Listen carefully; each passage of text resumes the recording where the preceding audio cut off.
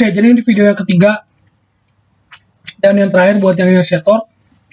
Nah, tadi kan di video kedua kita ngejain tentang yang 5, 6, 7.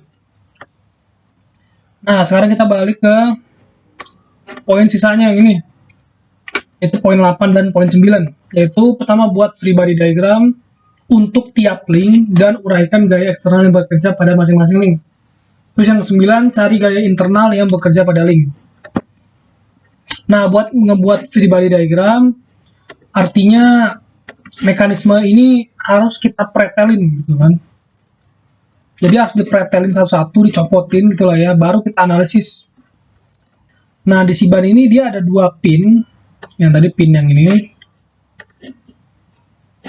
Oke, mana ini kali ya? Kelihatan kali ya ini ya. Nah, ini kelihatan nih, ini pin.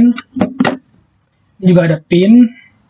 Nah, pin yang ini, oh, mending gua gambar pakai gambar warna yang berbeda ya. Nah, pin yang ini itu nempel sama yang ini nih, ya kan? Ini nempel sama yang ini nih. Nah, link yang ini dia nempel sama yang ini. Juga ada link yang ini nih, oke. Nah, untuk semua link yang udah saya warnain ini, ya kan ada yang ini. Kita tandain dulu. Ini link ya. Ini yang pakai warna biru. Nah, ini ada yang ini, dan ini. Yang namanya link, yang namanya pin itu selalu ada gaya fx dan fy-nya. Lihat. Jadi jangan sampai lupa.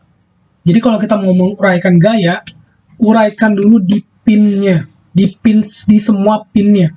Kenapa? Karena di situ dia akan selalu ada gaya fx dan ada gaya fy. Selalu, ya kan? Tuh lihat, fx, fy, fx. Nah, di sini yang penting adalah penamaannya jangan sampai salah. Kalau di sini kan dia namainnya berdasarkan link, ya nggak? Jadi contohnya misalkan cara bacanya tuh begini nih. Kalau di bukunya Miska ya, kalau di bukunya Miska dia nulisnya kayak begini. Misalkan di situ ada f x 34. Artinya fx34 adalah gaya di arah x yang dia adanya di link 3. Jadi F34 itu artinya adalah F di link 3 akibat link 4. Kan tadi di sini dibilangnya adalah gaya eksternal, ya enggak? Jadi 4-nya ini adalah eksternalnya. Jadi sebenarnya gaya fx34 ini dia kan karena kejeduk di sini, ya enggak? Jadi karena si rodanya itu bergerak ke arah sini, otomatis pin yang ini ngejeduk ke sini tuh.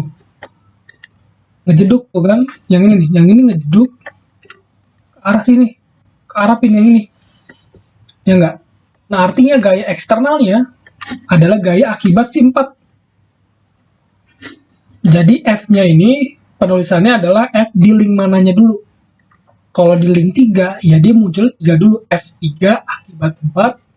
F3 akibat 4, artinya F di link 3. Bukan, ini kan posisinya di link 3. Ya kan, kita lagi ngomongin link 3 yang ini. Akibat gaya 4. Begitu juga yang ini. Di sini ada F32, artinya ya F di link 3 akibat link 2. Yang ini, ya kan? Kurang lebih kayak gitu. Jadi tips pertama adalah uraikan gaya di pin dulu. Di semua pin. Nah, yang kedua, perhatikan nomor penamaan si gaya-gaya ini. Karena gaya di pin ini pasti banyak banget. Gitu kan? Nah, sekarang kita cari gaya-gaya yang bekerja di area lain. Tadi kan di pin udah semua nih ya. Nah, di sini ada yang spesial, kan? Jadi ada something special, di mana ada di satu pin. Nah, ini nih, kan di pin sini dia nyambung ke motor, Ya nggak, jadi yang kecil ini kan dia yang ini nih. Yang mana nih yang ini nih? Dia yang ini nih, linknya nih. Nah, link ini kan dia nyambung ke motor, gitu kan, nyambung ke penggeraknya, nyambung ke mesinnya gitu lah ya. Nah, kalau pinnya itu nyambung ke mesinnya, dia artinya ada yang namanya torque. Tuh. Ada torque-nya. Cuma di link yang nyambung ke motor atau nyambung ke penggeraknya nih. Ya kan? Artinya dia selain punya pin juga, ada FXY-nya, ada T-nya juga, ada torsinya gitu. Kurang lebih kayak gitu. Di link lain nggak ada. Kenapa? Karena nggak nyambung ke penggeraknya. Mereka cuma pin biasa aja. Oke, ini udah untuk masalah pin. Ada baiknya gue hapus aja lah ya. Nah, sekarang setelah semua pin sudah dinamai, sekarang kita fokus ke center of gravity-nya. Nah, kita tandain. Jadi menguraikan gaya ini lumayan mudah juga ternyata kan. Kita tandain center of gravity-nya. Nah, di center of gravity inilah letak semua keribetan ini. Kenapa? Karena di titik center of gravity ini, itu adalah titik di mana kita naruh gaya inertia torque, inertia force, dan gaya internal, yaitu gaya beratnya sendiri. Jadi di center of gravity itu selalu ada 3. Yang pertama ada gaya berat dari dia sendiri. Yang kedua ada gaya inertia force, ya kan? Ini berat. Terus ini inertia force-nya. Terus ini inertia torque-nya. Mereka semua letaknya di center of gravity. Ya kan? Nih, kalau percaya tuh. Ini beratnya. Ini gaya inertia torque-nya, ini inertia force-nya. Jadi kayak gitu. Jadi analisisnya untuk menguraikan gayanya, dia mirip kayak stator. Cuma untuk mempermudah, dianalisis dulu di pin-nya, kemudian namain dengan benar. Yang ketiga, cari di mana motor penggeraknya berada. Karena disitulah ada yang namanya torque. Bukan inertia torque ya, torque biasa. Jadi bukan inertia torque, karena torque sama inertia torque itu beda gitu. Nah ini nih. Kalau yang inertia torque, dia adanya di center of gravity. Tapi kalau untuk torque, dia adanya pasti di pin. Atau di something yang bergerak lah intinya. Nah, tapi ya kemungkinan besar di pin sih ya. Kayak gini nih. Oke. Terus gimana analisisnya? Tinggal dianalisis mirip kayak stator. Jadi ada sigma F, sigma Y, sigma M sama dengan 0 semua. Tinggal nanti dihubung-hubungin aja gitu lah ya. Kayaknya saya nggak akan ngejelasin di sini karena di buku jauh lebih lengkap tuh sampai sederet gini tuh.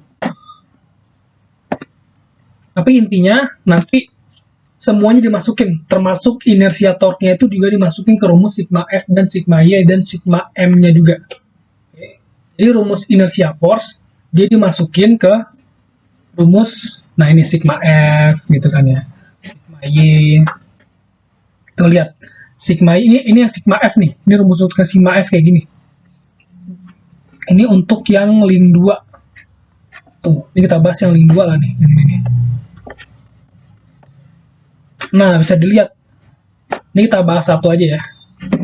Jadi di link 2 yang ini, kita lihat gaya-gaya yang bekerja di sumbu X. Pertama, di sini ada gaya FX23, terus ada F21, kemudian ada gaya yang ini. Ini kan dia agak menyong gini kan, membentuk sudut, miring membentuk sudut. Artinya si F inertia torque ini, inertia force ini, dia punya komponen ke arah sumbu X-nya.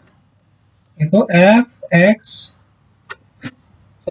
inertia di sumbu X. F inertia di sumbu X untuk yang center of gravity 2. Tuh kan, dimasukin. Dan di sini supaya dia arahnya ke sumbu X, dikaliin cos 78. Nah, ini dapat cos 78 dari mana? Dapat arah dari inertia force-nya itu dari mana?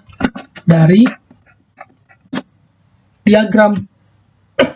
Sorry.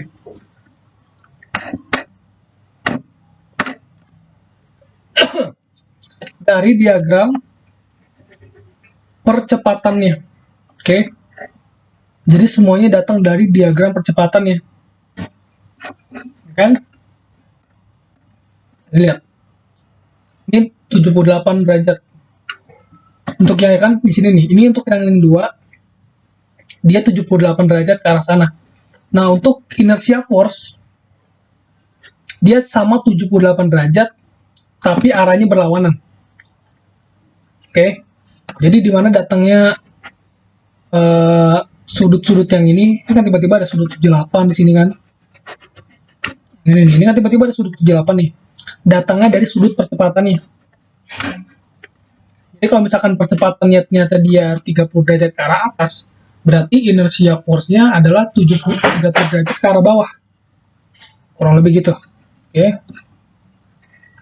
Nah, kemudian setelah kita membentuk persamaan sigma F dan sigma Y-nya, dan juga sigma momennya sama dengan 0 semuanya, baru kita selesain gitu. Intinya di sini harus cermat banget gitu lah ya, karena yang kita hitung banyak, ya enggak? Segeblek gitu tuh, ya kan? Ini semuanya harus masuk. Jadi untuk yang inersia torque termasuk ya, inersia torque ini juga dimasukin ke rumus sigma moment gitu. Jadi ya di high lah gitu lah ya ketika mengerjakan soal ini. Karena ya begitu, agak tricky gitu lah ya. Terkadang nggak susah tapi emang agak tricky gitu. Jadi ya pintar-pintar kita lah gitu. Nah oke, jadi kurang lebih kayak gitu. Ini saya nggak akan ngitung berapanya ya, soalnya kayaknya terlalu lama gitu. Nah, artinya nomor 8, kita udah bikin free body diagram, kita udah menguraikan gaya eksternal, ya kan? Tadi kan gaya eksternal itu ada gaya akibat link line gitu loh ya. Ini kayak stator aja lah. Nah, kemudian ada gaya internal. Gaya internal tuh yang mana ya tadi? Ada gaya berat, gaya inersia force, inersia torque, itu gaya internal. Oke. Jadi mereka semua ini sudah done gitu lah ya. Oke. Jadi caranya adalah kayak begitu, emang agak panjang ya, dan mengerjakannya pun pasti bakal lama gitu. Tapi nggak apa-apa, ini sebenarnya soalnya seru kok, dan nggak terlalu susah amat sih. Oke, jadi kurang lebih begini aja. Kalau misalkan kalian mau ngerjain, silakan kerjain langsung di bukunya, ya sambil ngeliat ke buku, sambil ada buku sebagai pegangan, sebagai arahan gitu. Tapi kurang lebih gue cuma ngejelasin konsepnya aja, karena kalau misalkan dihitung juga pasti panjang banget sih. Ini aja tuh udah panjang banget kan. Udah berapa tadi tuh? Udah 60 menit tambah sekarang 13 menit. Udah berapa tuh? 1 jam 13 menit cuma buat ngebahas konsepnya doang. Apalagi ngejain sampai gue nulis juga gitu kan. Wah, bisa berapa jam? 3 jam kayaknya gitu kan. Ini kurang lebih outline-nya kayak gini. Boleh dicatat, boleh dihafalin juga. Intinya kalau misalkan ngelihat ada soal kayak gini, cara ngerjainnya kayak gitu. Oke. Gue kira cukup. Sekian dan terima kasih. Selamat belajar. Kalau misalkan ada pertanyaan, silakan langsung kontak gue di line aja ya, atau di email juga. Nanti kayaknya sih bakal ada soal satu aja tentang ini juga, dan gambarnya masih sama. Jadi mungkin nanti angkanya aja sih yang berbeda gitu. Jadi ya stay tune. Insya Allah bisa ngejainnya gitu kan. Yang penting nonton videonya sampai habis. Oke, selamat belajar.